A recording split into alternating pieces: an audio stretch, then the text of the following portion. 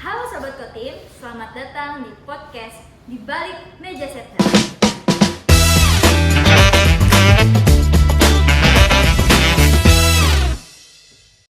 Saya Sylvia Saudeti Gosal.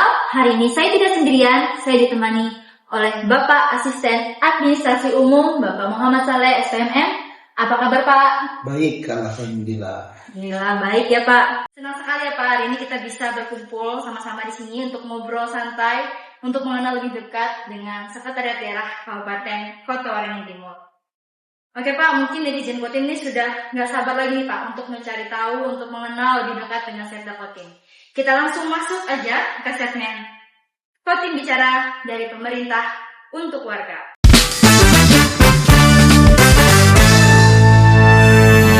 Nah Pak, sebelum kita melangkah lebih jauh nih Pak, boleh nggak Pak diceritakan sedikit pengalaman Bapak selama Bapak bekerja di pemerintahan hingga Bapak menjabat sebagai Asisten Administrasi Umum Sekretariat Daerah Kabupaten Kota Waringin Timur? Terima kasih Mbak Cici. Memang saya awal mula saya bekerja adalah di Bapeda, sekarang namanya Baprida. Saya diangkat jadi pegawai di Bapeda. Di Bapeda saya sudah menjabat di sana keliling. Saya pernah jadi Kasubag Kepegawaian, saya pernah menjadi Kasubag Umum dan Perencanaan, saya pernah menjabat jadi Kasubag Pelaporan. Jadi segala kegiatan di Bapeda saya mengetahui semua.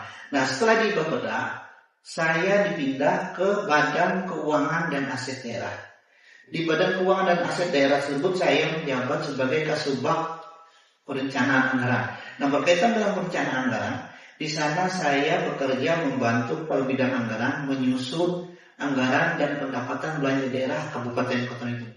Setelah di DPKD, saya dipromosikan menjadi kepala bidang pengadaan pegawai dan mutasi di Badan Kepegawaian Daerah. Nah di sana juga saya banyak belajar awal mula pengangkatan P3K. Situ pada proses saya menjabat selaku kepala bidang pengadaan pegawai.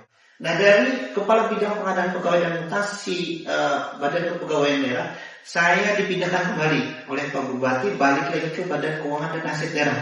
Di sana saya menjabat sebagai kepala bidang anggaran. Saya menjabat sebagai kepala bidang anggaran itu kurang lebih 1 tahun 3 bulan.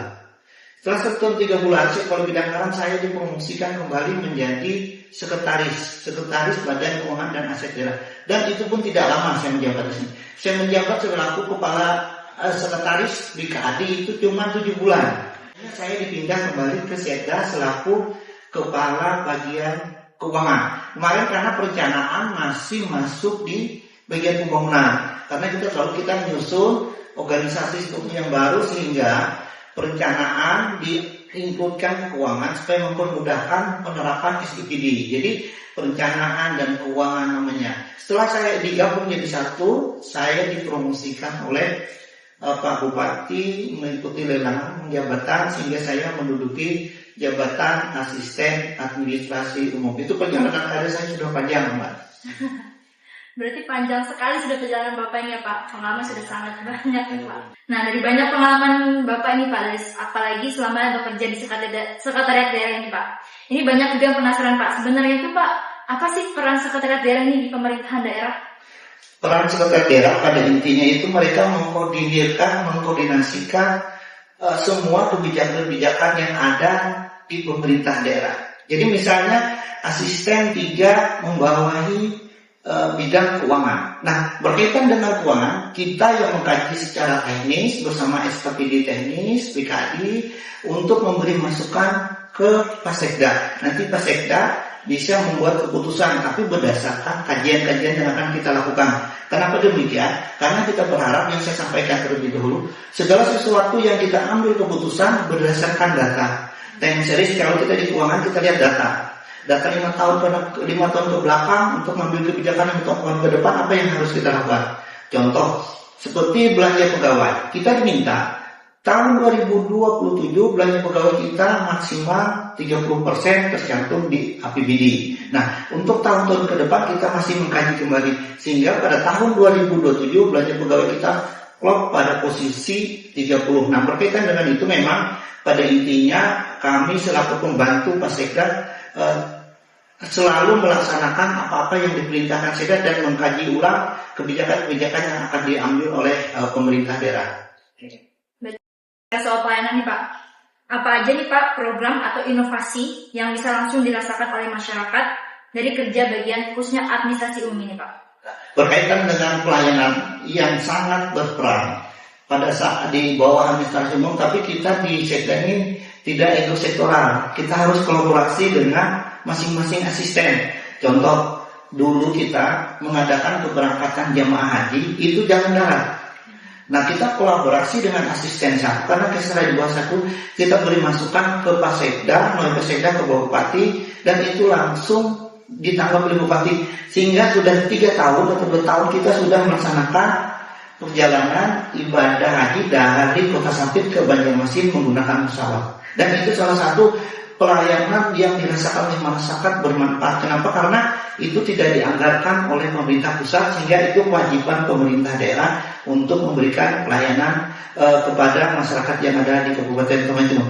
Juga kita di sini punya Masjid Islamic Center. Nah, itu juga bisa mengakomodir apa-apa yang dibutuhkan masyarakat, sehingga masyarakat dari daerah lain mau istirahat dipersilakan. Dan juga di bagian umum juga kita memberikan pelayanan sewa gedung serbaguna, tapi kita berharap juga kepada masyarakat. Biasanya kalau mereka sewa itu ruangan-ruangan yang bekas, mereka sewa itu akhirnya bekas ceplekan, bilang di sini itu nggak dilepas, akhirnya keindahan ruang serbaguna juga agak berkurang. Makanya ke depan kita berharap nanti pada masyarakat juga yang menyewa gedung-gedung yang punya, agar sama-sama kita memperhatikan, karena kita sekarang bukan penikmat pembangunan, tapi kita sekarang hidup untuk menyiapkan untuk anak cucu kita ke depan, bagaimana Kota Sampit yang kita cintai lebih maju, lebih bersih, lebih enak lagi. Nah Pak, bicara soal digitalisasi Pak, sekarang kan lagi rame semuanya serba digital gitu Pak. Kalau di Setda Kotim sendiri Pak, bagaimana menanggapi era digitalisasi ini Pak untuk diterapkan di pemerintahan? Nah, era digitalisasi ini memang kita harus mengikuti perkembangan. Kalau kita masih secara manual, kita akan ketinggalan. Kenapa ketinggalan? Contoh, sekarang di era digitalisasi kita juga mulai melaksanakan pembayaran secara non-tunai. Kenapa? Karena itu untuk mengurangi kebocoran dana yang ada. Nah, berkaitan dengan itu, memang di Sekda juga sudah menggunakan sistem pemerintah berbasis elektronik. Salah satunya kita menggunakan Srikandi. Ya, apa-apa yang ditargetkan oleh Pak Sekda juga kita menggunakan tanda tangan elektronik. Dimanapun pimpinan berada, mereka bisa melakukan tanda tangan elektronik, sehingga itu untuk mempermudah koordinasi yang dilakukan. Memang kita pada saat ini sudah berusaha melakukan yang terbaik buat masyarakat, sehingga apa-apa yang diinginkan masyarakat kita berusaha memenuhinya. Salah satunya kita sewa bis. Sewa bis kita ada 3 bus, ada sewa, mereka tidak perlu lagi datang ke Sekda, sehingga mereka bisa secara online menyewa apa-apa yang mereka butuhkan. Berarti sangat membantu ya Pak, selain lebih efektif, lebih efisien juga ya Pak ya untuk pemerintahan ini Pak. Nah Pak, Setda ini kan Pak juga dikenal sebagai dapur utama gitu, dapur utama pemerintahan. Apa tantangan terbesar yang selama ini Bapak pernah alami selama Bapak bekerja di Setda Kotim ini Pak? Nah, tantangan terbesar selama saya bekerja selaku asisten administrasi umum adalah kita harus bekerja cepat, tepat. Kenapa harus cepat, tepat? Karena perintah Pak pimpinan itu harus segera. Kalau kita lambat sedikit aja, itu tidak akan ada lagi terulang. Karena prinsip kita di sekretariat bagian pelayanan itu waktu adalah pedang. Apabila kita tidak bisa memanfaatkan waktu, maka pedang itu akan membunuh kita. Kenapa? Pasti kita dimarahi pimpinan. Kalau pekerjaan kita tidak selesai, makanya kita harus berpacu dengan waktu. Kadang-kadang satu kegiatan ada jam yang sama, ada 3 kegiatan, tapi kita berusaha membagi personil yang ada, sehingga apa-apa menjadi target prioritas pimpinan bisa kita penuhi dalam tepat waktu yang sesuai dengan yang ditargetkan oleh pimpinan. Berarti ada momentum tertentu yang kita harus Iya. capai gitu ya. Iya, benar. Nah Pak, sekarang ini kan juga kita tuh sering dengar tuh Pak, ASN berakhlak gitu Pak. Kalau di Setda Kotim ini sendiri Pak, apakah ASN berakhlak itu sepenting itu untuk diterapkan Pak? Bagaimana? Kalau ASN berakhlak itu sangat penting. Kenapa saya bilang sangat penting?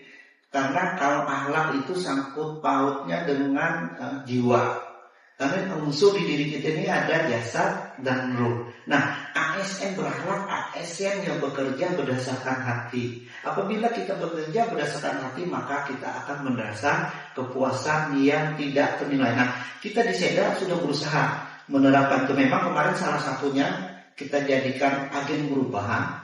Tahun kemarin kita dapat satu ASN yang bisa dijadikan agen perubahan di bagian ortam, karena kedisiplinannya kita bentuk tim untuk menilai pegawai tersebut sehingga jatuhlah pada seseorang. Alhamdulillah orang tersebut bisa kita jadikan agen perubahan di sekretariat daerah. Nah, berkaitan dengan ASN berakhlak, makanya kita berusaha di Seda ini segala sesuatu yang kita kerjakan tergantung pada saat ini apa yang kita lakukan. Masa depan kita tergantung pada saat ini. Nah, makanya kita berusaha memotivasi semua pegawai yang ada di Seda ini bagaimana bekerja secara ikhlas. Ikhlas bisa kita dapat apabila kita bekerja menggunakan hati. Nah, secara hati itu apa? Secara kita tidak sadar maupun sadar kita akan memberikan pelayanan terbaik kepada baik masyarakat, baik pegawai yang akan berurusan ke lingkup Seda. Karena investasi yang paling bagus adalah investasi dari kerokan ke atas. Kenapa? Karena itu nanti yang akan merubah hidup kita dengan cara merubah pola pikir yang ada di diri kita. Oke Pak, berarti ASN berakhlak ini sangat penting ya Pak untuk kita bisa memberikan yang terbaik gitu buat masyarakat, bekerja dengan hati gitu ya Pak ya. Nah, kalau menurut Bapak Pak, apa kunci untuk kita bisa membangun kepercayaan antara pemerintah dan masyarakat Pak? Kalau kita ingin memberikan kepercayaan masyarakat cuma satu caranya. Kita harus terbuka. Terbuka artinya transparan apa yang kita lakukan. Kita memberi pelayanan jangan pilih-pilih dulu. Karena kita sudah ada SOP. Jangan SOP untuk yang A ini, SOP yang ini B. Nanti beda. Jadi kita berusaha menyamakan berdasarkan SOP sehingga tolak ukur pelayanan yang kita lakukan ada standar. Makanya semua kegiatan kita sudah mulai terstandarisasi. Salah satunya kita melalui bagian organisasi juga penilaian pelayanan publik yang dilakukan Ombudsman. Kita juga melakukan survei terhadap organisasi perangkat daerah yang melakukan pelayanan publik, salah satunya PMDTSP, Dinas Pemberdayaan Masyarakat dan Desa, Dinas Kependudukan dan Catatan Sipil. Itu dikoordinir oleh Sekda, karena yang melakukan penilaian tersebut bukan hanya Ombudsman, tapi juga Menpan. Nah, kita kolaborasi dengan organisasi perangkat daerah apa yang harus kita lakukan sehingga nanti masyarakat merasa ada kepuasan terhadap pelayanan yang diberikan oleh pemerintah daerah. Oke Pak, berarti intinya adalah kita harus terbuka gitu dengan apa yang ada di pemerintah ini, kita terbuka sama masyarakat sehingga masyarakat itu terbangun kepercayaannya begitu ya Pak ya. Nah Pak, kalau dari masyarakat itu sendiri, bagaimana caranya masyarakat itu bisa ikut berkontribusi untuk mendukung pemerintahan ini Pak, biar bisa bersama-sama bisa menjadi lebih baik? Nah, untuk itu kita sudah mulai bagaimana kontribusi masyarakat terhadap pemerintahan, baik yang di Seda. Kita sudah mulai, contoh, kita selalu bagi masyarakat yang ingin menyewa bis, kita minta saran masukan apa yang harus kita perbaiki untuk bis tersebut sehingga memberi kenyamanan, kemudahan kepada masyarakat yang menyewa aset-aset yang dikelola oleh pemerintah daerah. Jadi masyarakat itu tugasnya adalah dia mengikuti sesuai dengan SOP yang telah diberikan sehingga layanan itu bisa berjalan dengan baik, dan apabila ada masukan dan saran bisa disampaikan begitu ya Pak untuk sama-sama membangun pemerintahan ini. Oke Pak. Nah, sebelum kita tutup, kira-kira apa pesan Bapak untuk masyarakat Kotim biar mereka bisa lebih percaya sama pemerintahan daerah Kabupaten Timur, khususnya sekretariat daerah?